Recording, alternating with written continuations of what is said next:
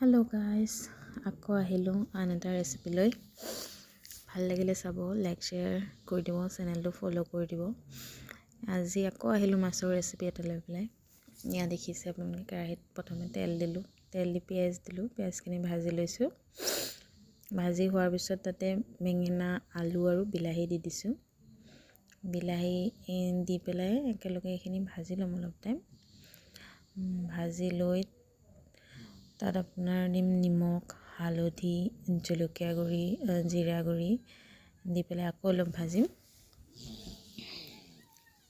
ভাজি লৈ আপোনাৰ তাতে নহৰু জলকীয়া পেষ্ট দিম। পেষ্ট দি আকৌ তেনেকৈ অলপ ভাজিম। ভাজি হোৱাৰ পিছত তাতে আকৌ অলপ পানী দি দিম। চাব পাৰে ভাজিছোঁ, ভাজি হোৱাৰ পিছত ইয়াতে পানী অলপ দিম। পানীখিনি দি পেলাই মই অলপ টাইম উতলিবলৈ দিম। উতল অহাৰ পিছত আপোনাৰ তাত মই মাছখিনি দি দিম। এয়া দেখিছে নহয়, মাছখিনি দি দিছোঁ। মাছখিনি দিয়াৰ পিছত অলপ টাইম উতলিলে হৈ গ'ল আমাৰ মাছৰ ৰেচিপি। কেনেকুৱা পালে জনাব, ভাল লাগিলে আপোনালোকেও ট্ৰাই কৰিব।